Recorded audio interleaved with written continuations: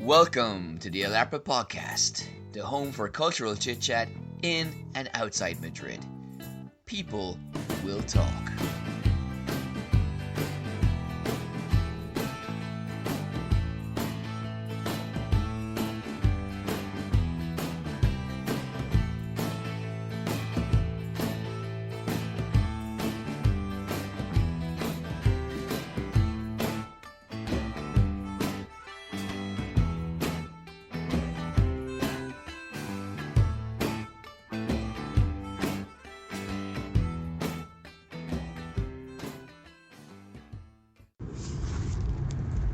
Welcome to the Alarpa Podcast. How are you doing? Very well. Very- How are you? A very clipped intro there. Do you know the taxman's trying to take all my dough? So I hear. And I got a big fat mama trying to squeeze me. Any Kinks fans there will know. Okay. Some come from the song On a Sunny Afternoon. How are you on this cloudy afternoon? Segway. I'm very happy because it's cloudy but it's warm. So when it's warm, I'm always happy. I'm also very happy because it's a book day, International Book Day. That always makes me feel warm inside. Segway. So we can connect all these different parts of the conversation. Okay. I remember when I used to write for Marca, the Spanish Sports Daily. I had to write an article about I can't remember, but Cervantes and Shakespeare and football. I don't know how it fit together. Yeah. Not very well, but Very well, I'm sure. no. Like always. No. I'm more of an ass man myself. Anyway, Joke only for bilingual people living in Spain. well, there's another Irishman here who is a considerably more successful sports writer. He's written a book about right by a Canada called Working Class Heroes, and I think, based on his biography I found online. Also, I found out about him because I met Irish people in a bar during a Munster rugby match, and they were talking about him. They're friends with him. They go to the games every week, every home game whenever there is one. And anyway, they say he writes for us, and I was like, oh, I used to write for Marca. So there, two Irish boys writing for the two biggest sports dailies in Madrid, and by extension Spain. In Spain, Yeah.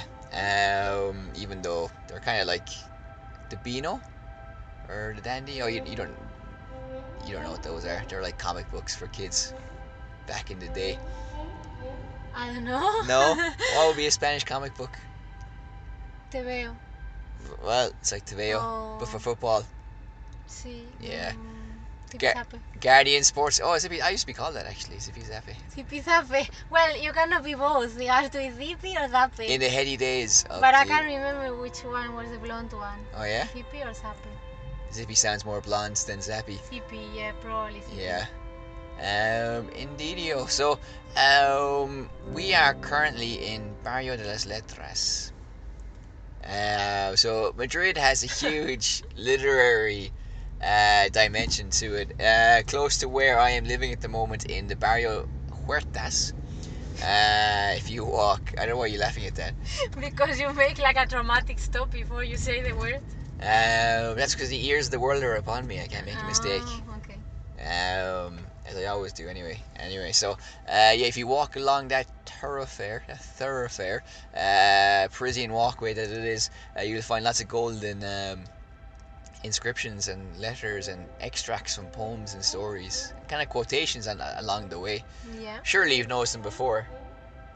Yes, I have. Like Huertas is like a garden, isn't it? I've stepped on it. Yeah. Yes, Huertas is. So the words are flowering upon this thoroughfare. So they're quite interesting. So if you are in Madrid, you can see a lot of nice things just for free, part of the fabric of the city.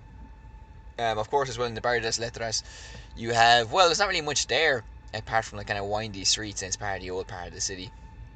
And also, you would find, if you went there, the Casa de Lope de Vega is in that neighborhood, isn't it?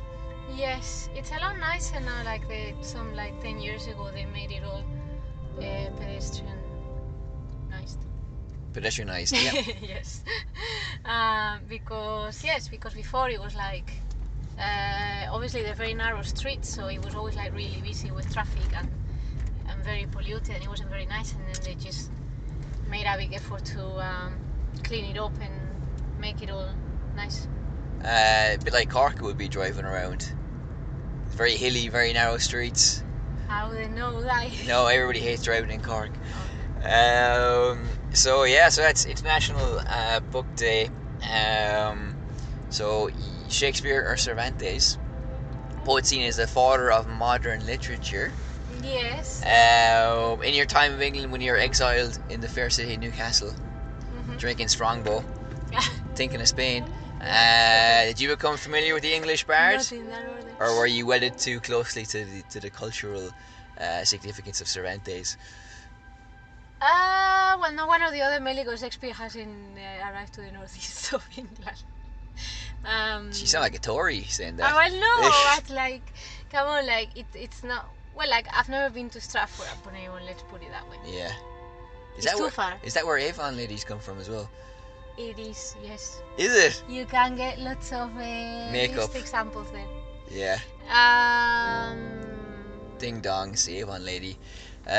So there's no culture in Northeast, basically. No, I didn't say that. I said that, like, there's no, obviously, like, this. Well, I know what you mean. The Arctic Monkeys are like the modern day Shakespeare. Let's say, well, the Arctic Monkeys, like, are like, where are they from? I have no idea. From the Northeast, But aren't like, they? no, I don't think so. From Manchester, something which is not illegal. But anyway, But it's still north, though. we could argue about that till the cows come home. But anyway, Yeah. what I was going to say is that, for example, if you go to the south, like there's a lot of pubs called like Shakespeare or something to do with Shakespeare. But in the northeast, it's more like bars called sex beer. the Queen Vic and stuff like that. Okay. You're going to ignore that, are you? Pardon? You're going to ignore what I said? I completely ignored it. Yes. Okay, great. I did hear it with my bad ear, but lovely, yeah. lovely stuff. I guess you've seen Kendrick Lamar as well winning the Nobel Prize. Okay. Yeah. I can't remember what his actual prize was because he didn't win the Nobel Prize for Literature. So I think people are saying that was racist. If it was really like trying to represent what he talks about, he should have been given the Nobel Prize for Literature. So what did he win then? Nobel Prize for Peace or something. Oh yeah. Science. Oh no, this is like No. like Bob Dylan and stuff. No, I don't know. I can't remember. I'll Google it. I'll tell you in part 3 because we always record part 3 after part 1. So I'll Google that and we'll do part 3 and then we'll do the long stretch of part 2. And funny enough, I watched a video yesterday and it was like a guy talking about how something was like a black hole, and then this African American guy got really angry about it. He's like, you can't say the word black. Yeah, so that's Black and Decker off the table. And other Black Forest Gatto. That'd be another one going for the cut as well. Well, anyway, we could be here all day listing things that have black in the title. So we'll leave it there. We'll go on a bit of Google and we'll join us for part 2 of the show.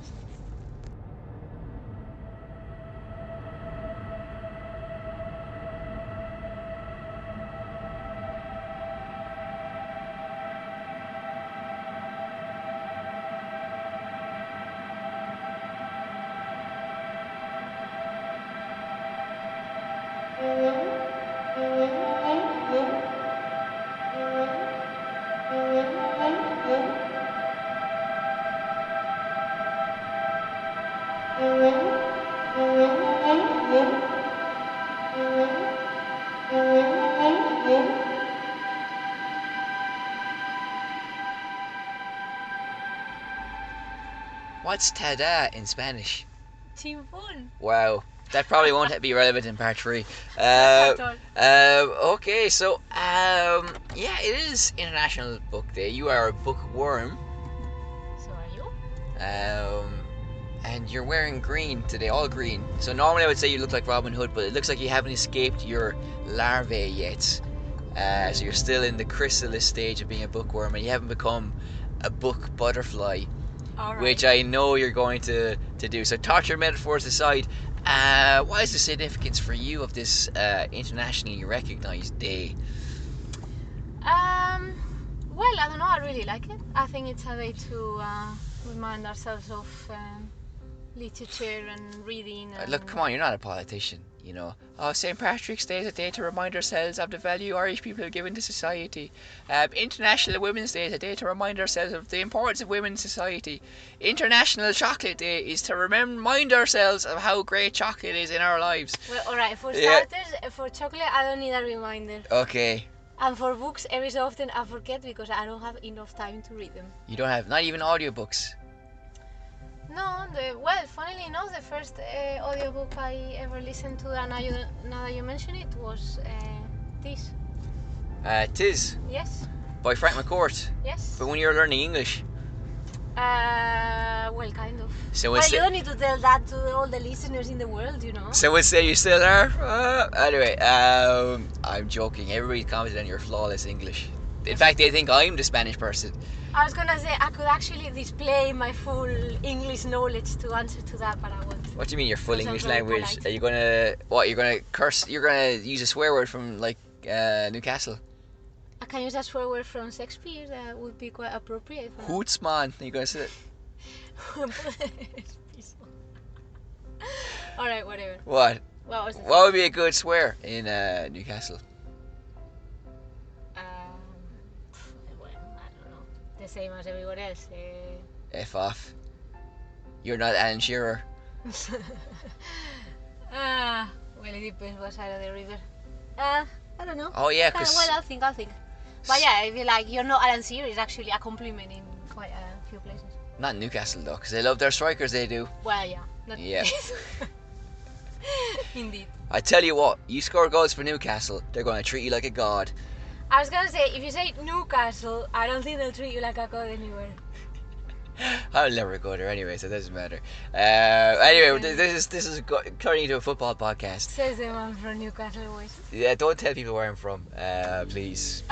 Data protection. Don't want stalkers coming up to my mother's house, my parents' house, looking for an autograph. So anyway, so you were doing your whole political spiel there about how like it reminds us of the value of books. It's not political, it's my opinion. All that generic, guff there anyway. Oh, And but like, like, do you think Madrid is very good at celebrating this thing? 'Cause I'm not like I've seen things in certain cafes and bookshops of like readings and things like that, but it is, I think, a day that could easily pass you by, perhaps as well. So I don't know. Have you seen anything of great interest in terms of the celebration of this day? Well, there's been Get it, Shearer! Yeah, another one. Brilliant. There's been activities on all weekend. All weekend. Shane, you miss them. I was drinking sherry actually. Certainly you were. No, I was drinking sherry. Well, the thing is, right, Skybar. Madrid loves Ernest Hemingway, like, because there's lots of bars where Ernest Hemingway drank, and that's actually one of the Around the world. Well, right, yeah, but also Madrid because he's a big alcoholic, like, so I think he drank at a fair few places. You know, like this podcast, we drop in American listeners, like I don't know what. What? I mean, With your first part, like part 1 and now part 2. what did I do part 1? I just said someone got angry over like black hole thing. That's a fact that happened. I know, it's a fact. I didn't give any of my opinion about that. I know. And also, anyway, no, but that's part of the romantic mystique of the writer. You know, he's a big drinker and hunts fish and writes books. He's Thank God manly. he's not Irish, because then you would be complaining it's a stereotype. No, I wouldn't. If he was an actual drunkard, if he told me like James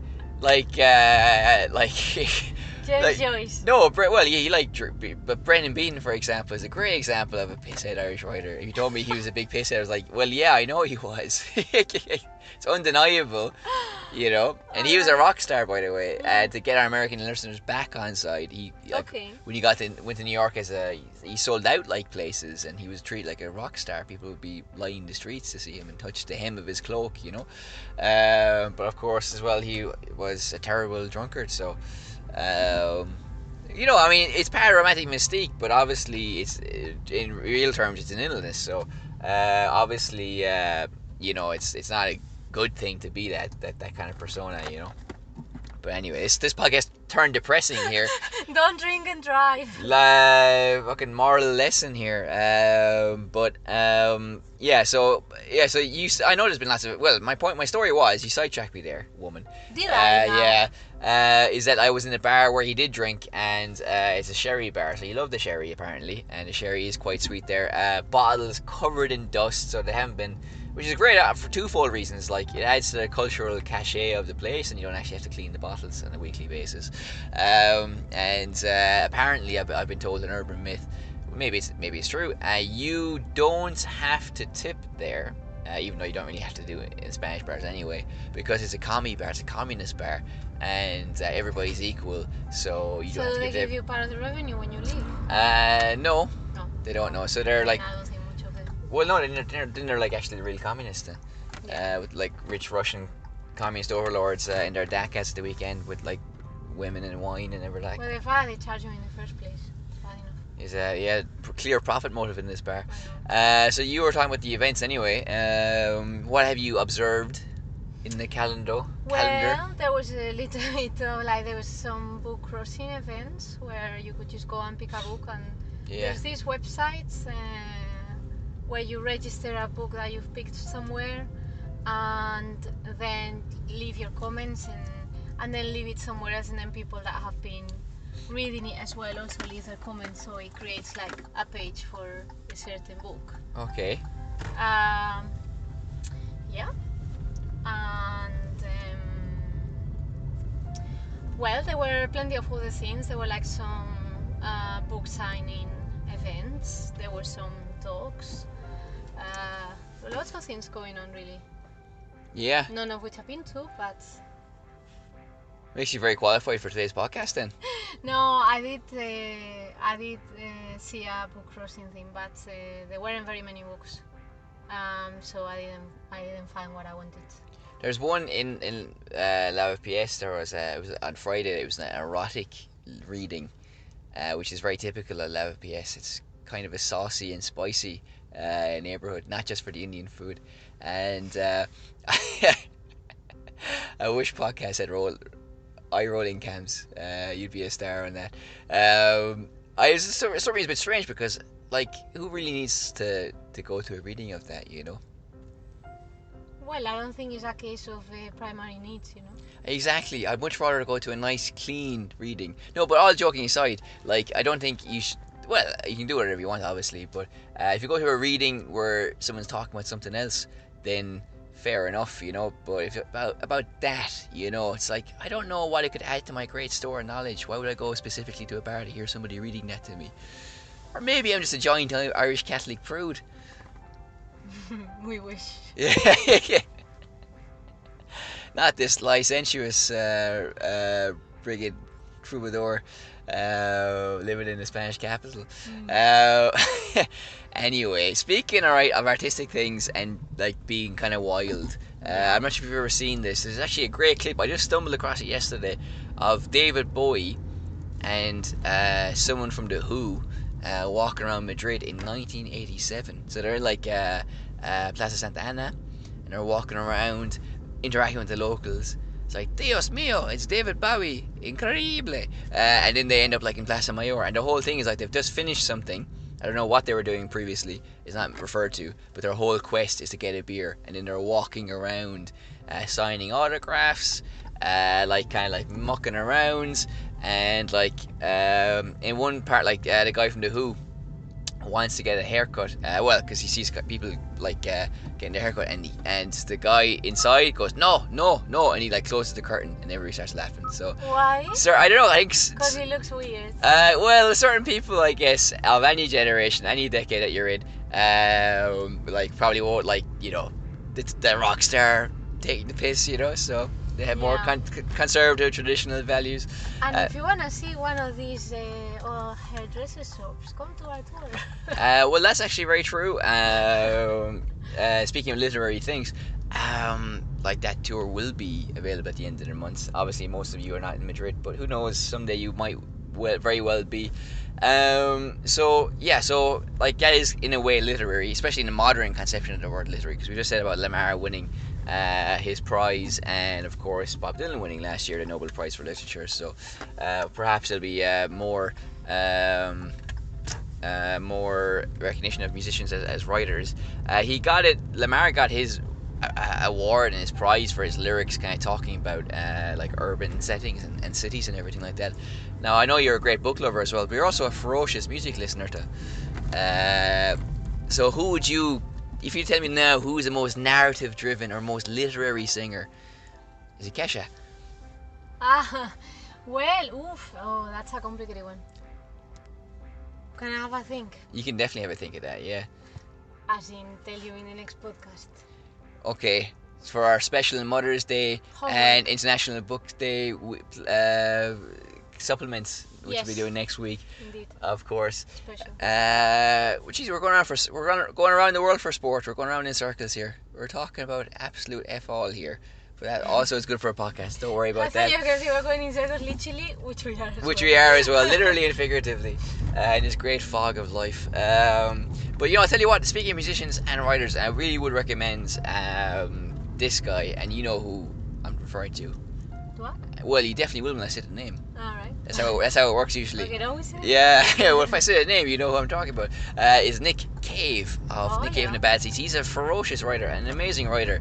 Because he has a few books. One is King Ink, and he's written a few essays about where his inspiration comes from. And he used to talk about how his father was a failed musician, and he wrote a very nice essay about his father. And he's saying, "Sorry, Dad, I'm more successful than you."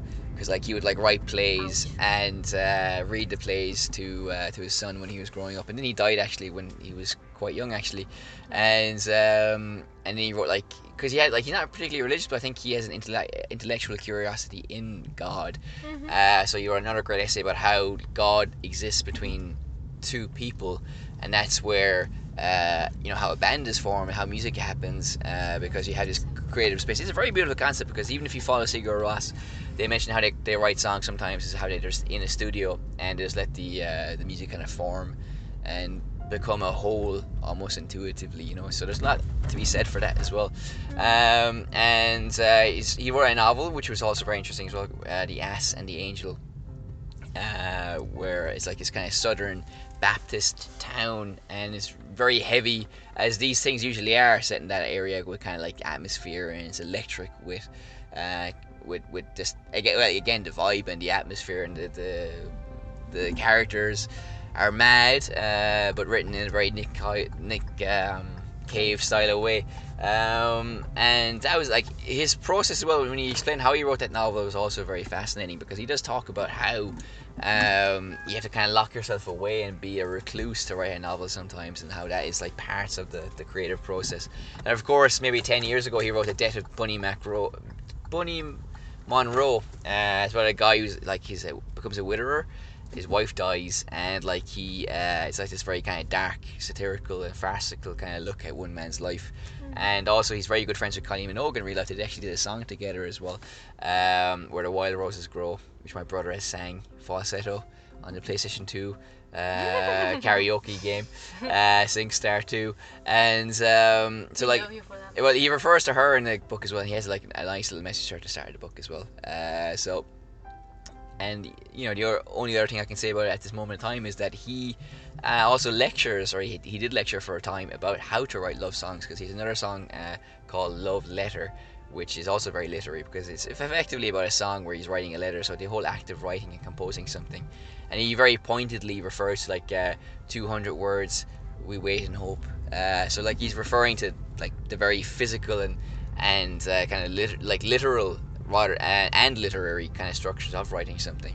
And that was the basis of how you would teach people how to write an actual love song as well. So obviously, in songs and everything that you write, you would have a great kind of mathematical or intuitive structure to it as well. There's always a rhyme to the reason that's there on the page as well. So it seems like a new kind of curve, a new wave of musicians turning into writers, and Nick Cave, I think, is a great example of this as well. Are you surprised by his literary prowess?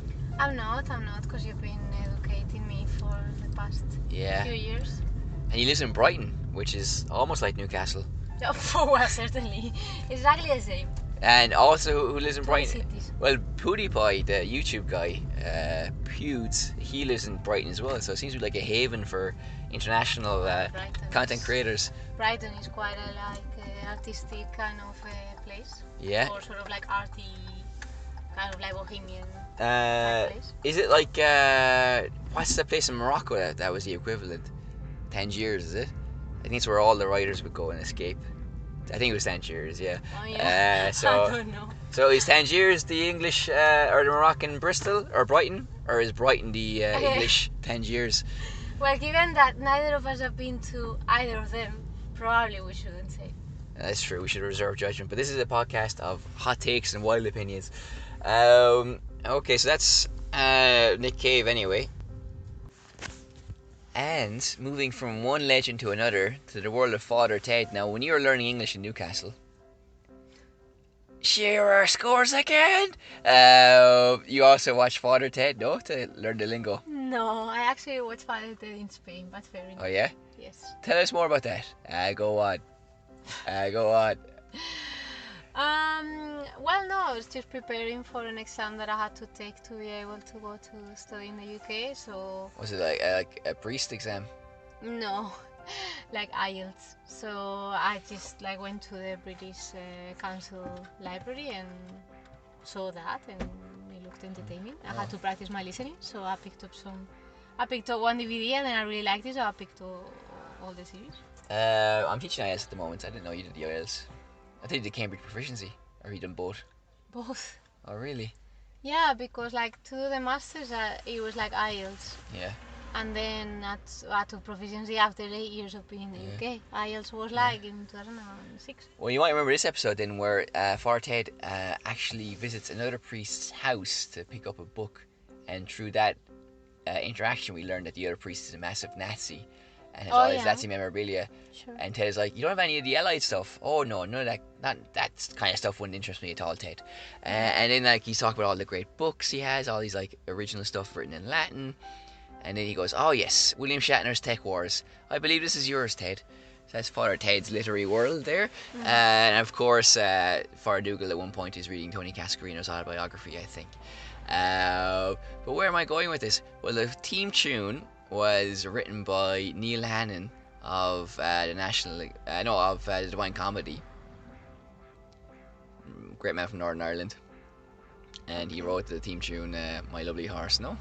Oh yeah, right. I get you now. Yeah. I can't remember the name. Yeah, My Lovely Horse ran through the field. And he actually plays it at concerts sometimes. And there's a video on YouTube of him actually playing it like a very beautiful piano version, like a very stripped down, unplugged instrumental. Well, he's singing, so it's not instrumental, but of that song, it's quite poetic.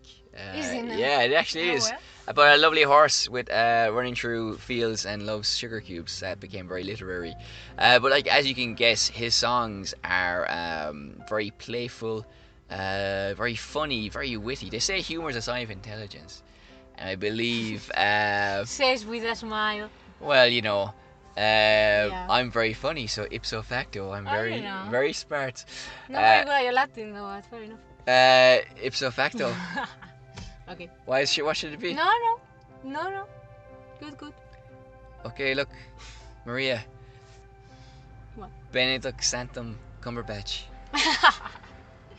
Fair May the Lord be with you. So yeah, I'm sure you're familiar with a lot of his songs. He's but National Express. He tells great stories in his songs, but he has a very the thing about being playful and this kind of thing is that you can be very on the nose with things, and that becomes part of the joke in the theatre and the performance, and it's very nice to be a part of that as the listener, because it's this huge kind of show.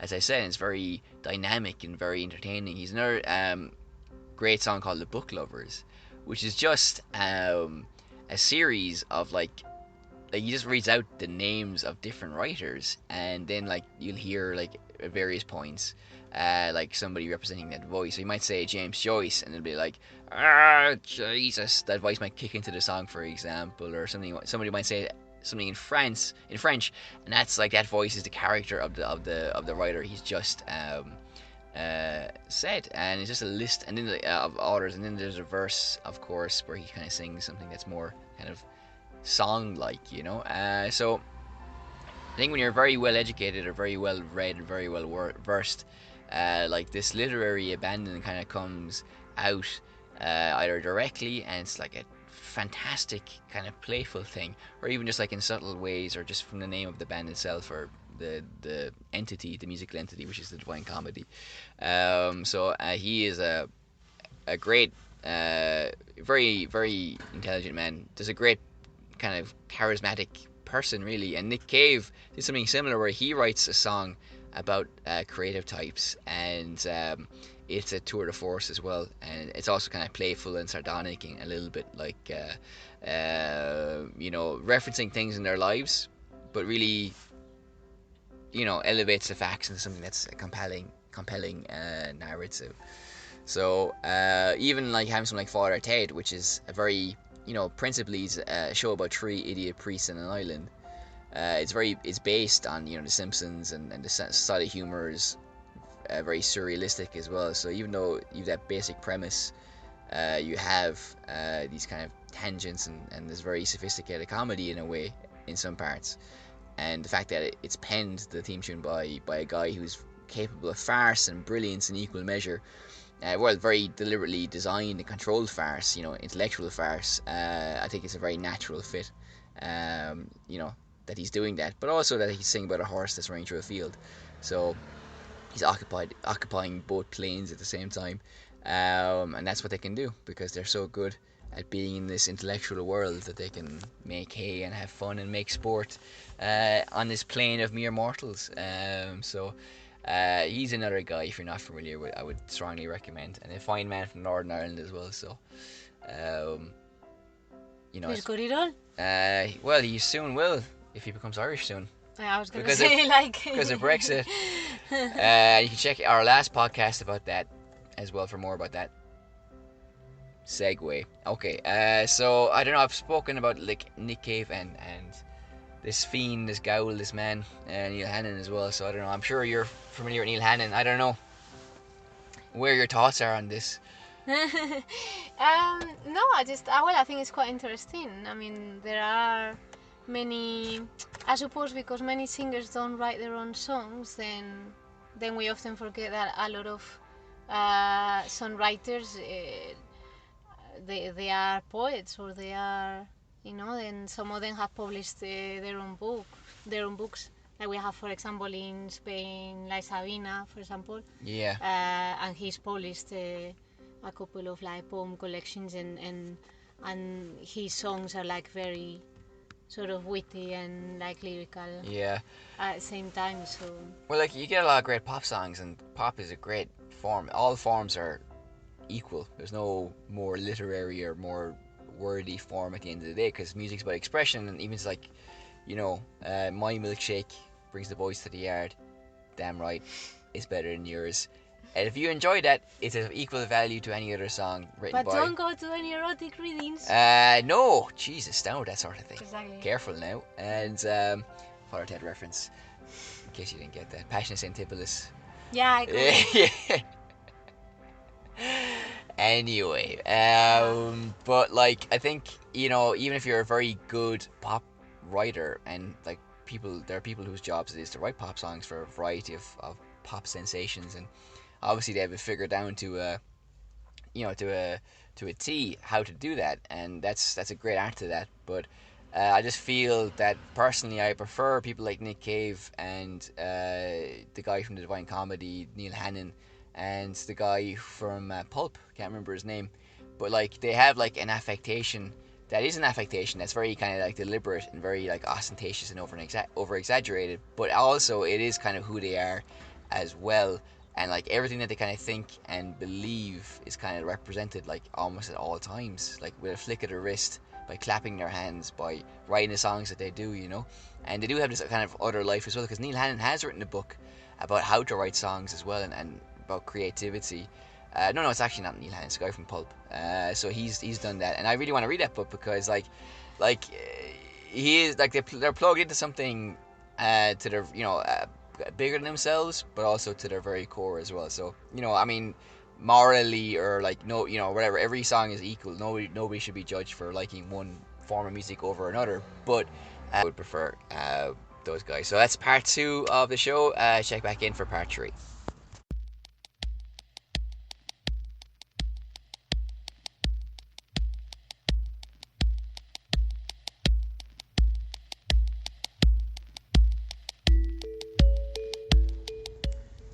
It was a Pulitzer.